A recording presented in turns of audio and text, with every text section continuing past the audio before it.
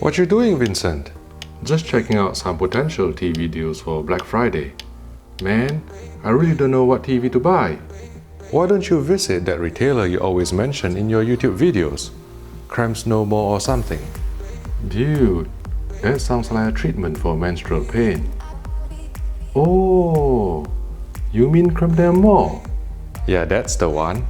You always say that they'll give you excellent price and service. Dude, you're a genius. No, I'm just a TV reviewer and professional calibrator. Hello everyone, Vincent here from HDTVTest here. I'm a TV reviewer and a Black Friday bargain hunter.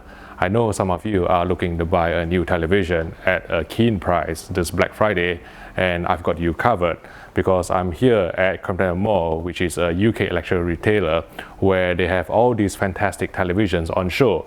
And I'm going to talk through the top 4 brands in the UK, namely Samsung, LG, Sony and Panasonic, and then go through some of the key models to really look out for, and then go through not only the strengths but also the weaknesses, because otherwise you'll accuse me of being biased. So I'm standing beside the Samsung 82-inch NU8000 now. I know some of you will be looking for a really big screen at a really quite affordable price. So this is the 82-inch NU8000. I haven't reviewed it, but I've reviewed the 49-inch version. This TV 82-incher retails for around £2,700, which is a really good price for such a big screen. And the great thing about Samsung TVs this year is the low input lag, especially for gamers out there. We can probably expect an input lag of around 16 to 20 milliseconds. And also they will be compatible with the VRR or variable refresh rate, and also the ALLM or auto low latency mode, basically auto game mode switching that is provided by the Microsoft Xbox One X console. And together with the lack of risk of screen burn, which means that you can basically play however long you want on this TV, with static HUDs in games without actually worrying about leaving a mark on the screen permanently damaging your expensive television, then I think on balance you can't really beat Samsung for a gaming TV this year. And if you want a big screen experience, then obviously this 82-inch NU8000 may be the ticket for you. I need to mention that this is not really a full array local dimming LED LCD. It is only an HD LED LCD where all the LED modules are actually located along the bottom border of the screen, and therefore it doesn't have any effective local dimming.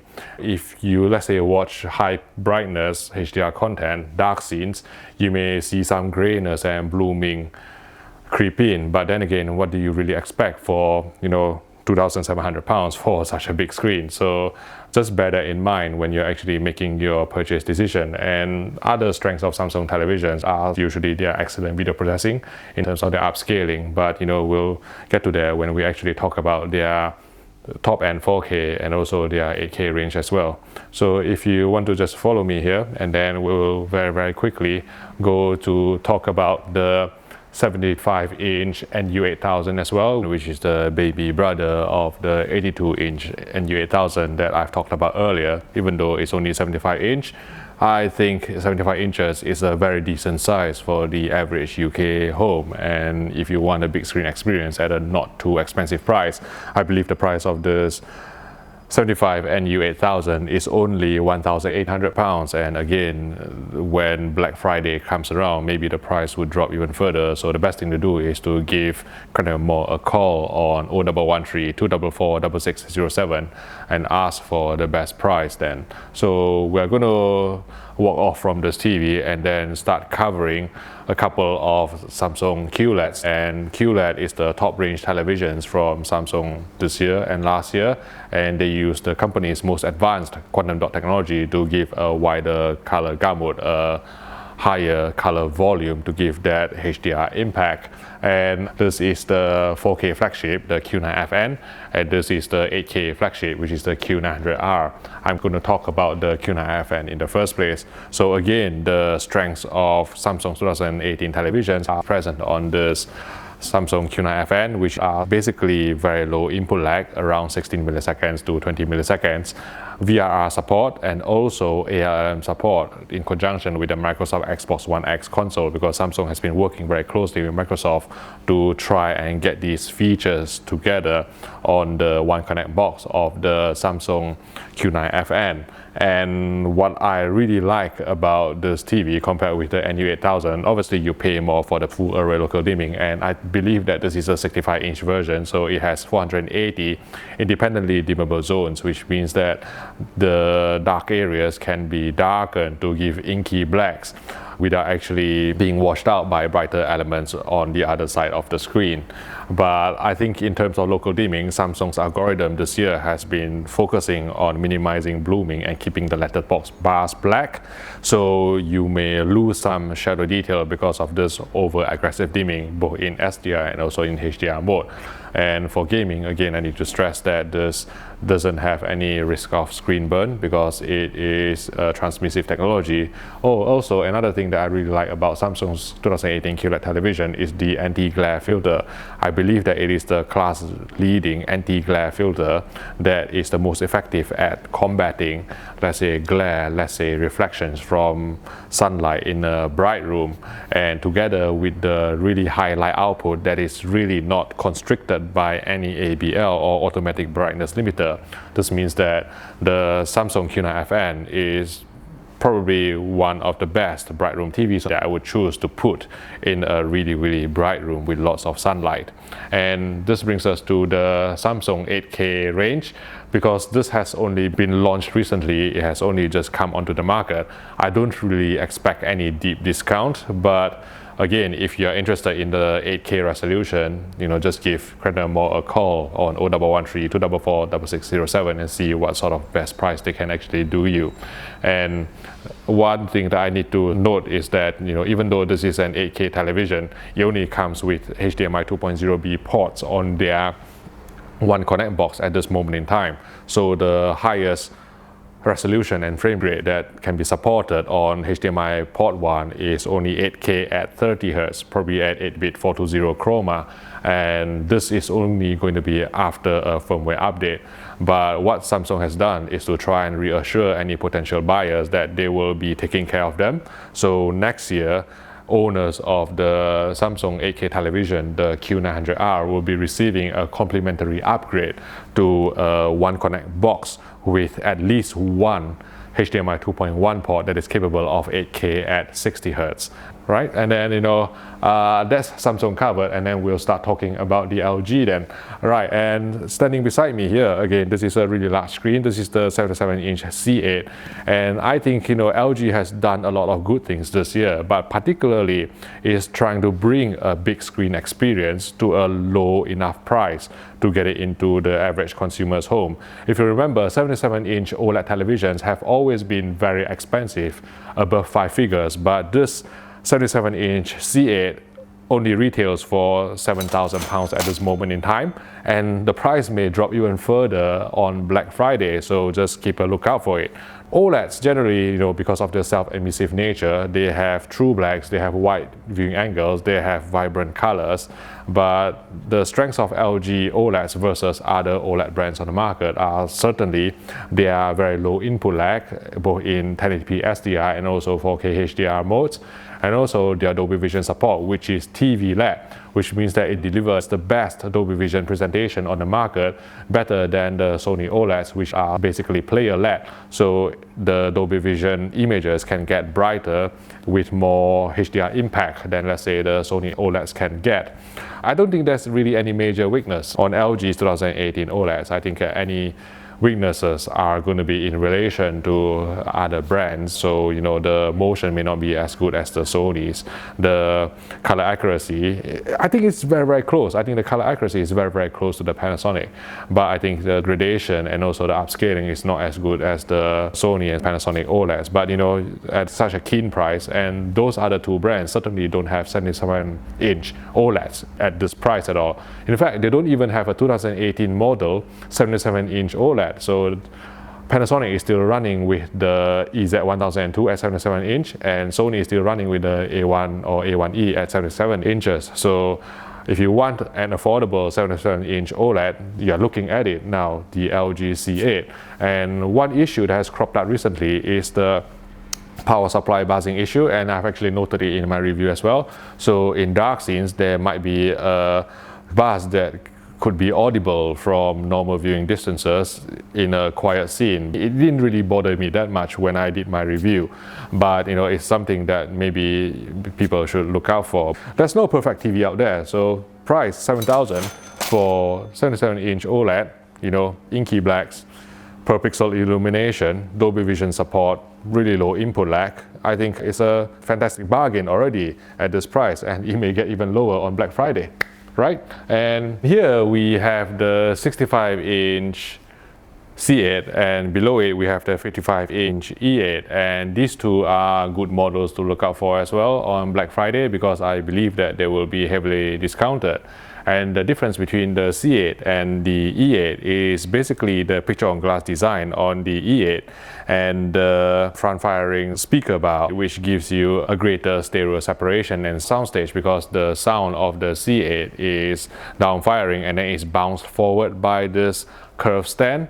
So I think if the price delta between the C8 and E8 is maybe a couple of £100, maybe you would like to just go for the E8 for the picture-on-glass design, which I personally think is stunning. The glass just adds a touch of elegance to the whole setup, and then the front-firing speakers is just an added bonus. And then next, what we are going to cover is the LG B8. Now, this is the most affordable OLED television among LG's 2018 OLED TV range, and the difference between this and all the other models is basically this has a Alpha 7 chipset, whereas all the other 2018 LG OLEDs have the Alpha 9 chipset. But I think, for the common person, the picture quality difference is not really that perceptible. Okay, so you can't use the maximum number of 3D LUTs in conjunction with Kalman AutoCal. You don't really have the decontouring filter that is hidden under the impact noise reduction on the B8. But, for the average person, I think, this will be a massive seller. And last year's B7 got down to around £1,350 on Black Friday, so I expect maybe the B8 to come near that price this year as well. Certainly a model to look out for, especially if you want to jump on the OLED bandwagon without actually paying too much. Next, we move on to the Sony section, where we will have the three TVs here, the OLEDs, the AF8 and also the AF9, and also the LED LCD, basically the ZF9 or Z9F in the USA. Now, let me first talk about what I really like about Sony televisions. It's basically their motion processing and also their video processing, especially in terms of upscaling. In terms of motion, I really don't think any other TV brands can outperform a Sony television, because their motion interpolation system can create a sort of smoothness without obvious interpolation artifacts or really obvious soap opera effect, and you don't really get a lot of stutter or judder in a wide variety of programs that you watch on these televisions. And particularly on the ZF9, they have this X motion clarity system, which is basically a black zonal insertion technology where backlight blinking can be applied on a zonal basis to provide you more motion resolution, higher motion clarity, without actually incurring a massive decrease in brightness or an increase in flicker. So this is certainly one to look out for if you're actually wanting to watch fast action sports with the least amount of motion blur, to get that impulse type motion that has been provided by, let's say, the likes of plasmas and CRTs. I don't think it's at that level, but it's the closest that we get on a modern day consumer display. Obviously, I haven't reviewed this TV and I don't know what the picture quality is like, so I'm just going to talk about the OLEDs, the differences between the AF8 and also the AF9. Now, the AF8 has the X1 Extreme chipset, whereas the AF9 has the X1 Ultimate chipset, and this AF8 has two full bandwidth HDMI 2.0B ports, whereas the AF9 has been equipped with 4 HDMI 2.0B ports, so that you can hook up your Xbox One X, you can hook up your PS4 Pro, you can hook up your Sky Q box, you can hook up your Apple TV 4K box all to separate HDMI ports without having to try and route it through an amplifier or a splitter with the AF8. And also what has improved on the AF9 versus the AF8 is basically a more relaxed ABL or automatic brightness limiter, so that HDR will have more impact. And also the AF9 will have dynamic tone mapping technology. What that means is that the TV will make an intelligent decision of when to brighten a scene and when to darken a scene. So irrespective of its peak brightness, I measured only a peak brightness of 600 nits, but I would never know looking at a picture, because the dynamic tone mapping just intelligently boosts the brightness whenever it's required, so that it can actually compete with other OLED TVs that is capable of, let's say, 700 nits or 800 nits measured on test pattern. Now, the thing with Sony OLEDs is that I don't think their Dolby Vision presentation is the best, because they are using a player-led profile, which means that most of the Dolby Vision processing is actually farmed out to the source player rather than on the TV itself. And so if you watch, let's say, some content from the internal TV app, let's say the likes of Daredevil, let's say the likes of Jessica Jones, then you may see more posterization in dark scenes, and also the brightness or the HDR impact won't be able to compete with a TV-led profile that is being implemented by the likes of LG Electronics. New on the Master Series, the AF9 and also the ZF9, they have collaborated with SpectraCal or Portrait Displays to implement Kalman AutoCal technology, which can get you even higher color accuracy. And I think in terms of video processing, in terms of motion processing, in terms of gradation, you can't really beat a Sony TV currently at this moment in time. And on Black Friday, I'm not entirely sure how much discount we're going to be able to expect, especially from the AF9 and the ZF9, which has just been launched. But again, all I can say is just call Crampton Moore and see what they can do for you.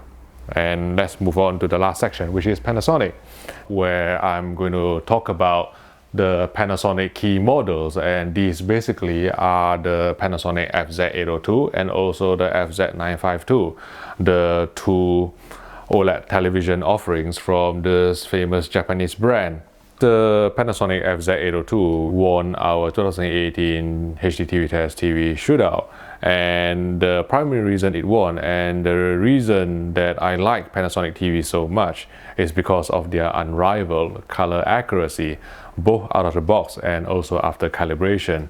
And they are just so accurate in terms of the internal 3D LUT. It's basically a professional calibrator's dream, really. It's also a colorist's dream. So these can actually be easily put inside any grading suite to be used as client reference monitor. That's how accurate they are in terms of their color rendition. There's no other TVs on the market, not the LG, not the Sony, that can actually match the color accuracy that is being put out by the Panasonic televisions. And the FZ802 is joined by the FZ952 out there, and the difference is mainly in the design and the soundbar. And the FZ952 has a Technics tuned soundbar, which is absent on the FZ802, but the panel and the video processing is going to be very, very similar. Now, the only thing that may put people off the Panasonic OLED televisions is basically the lack of Dolby Vision support. So this is something that you may have to consider in your purchase decision. But I do expect these Panasonic OLED televisions to be discounted. They've been very aggressively priced all year anyway. I mean, the 55-inch FZ802, I believe, is running around what, 1,700, 1,800 pounds, and then the FZ952 55-inch is not much more, maybe less than 2,000 pounds. And I expect that on Black Friday these prices will come down even further, making them one of the best value for money televisions on the market. And certainly in view of the low input lag, in view of the unrivaled color accuracy, the excellent video processing, the only downsides are the lack of Dolby Vision support, and also maybe on certain scenes you may see the slight stutter in 24 frames per second UHD HDR, and that's the Panasonic section covered. These are the key OLED models. I'm gonna head outside there where there is more light so I can sum up So we have seen a number of televisions from the top 4 brands in the UK, namely Samsung, LG, Sony and Panasonic. And I think Black Friday has become such an event that manufacturers know that consumers want to spend money and they are all vying for your money. So you have to probably expect a serious discount in terms of the pricing. And I can't thank Crampton Moore enough for letting me have this opportunity to stand here and have a look at all these televisions and then talk about their strengths and weaknesses to produce this video to help you guys out in your purchase decision and also in terms of the target pricing. So all I can say is that thank you, Crampton Moore. If you are thinking about buying a new TV this Black Friday, then please consider supporting us by supporting them. Give them a call. They have 4 Yorkshire-based stores, but they deliver nationally as well. And the time has come for me to make my own decision on the TV that I'm going to buy this Black Friday now after looking at all these fantastic televisions. And I think I'm going to go for the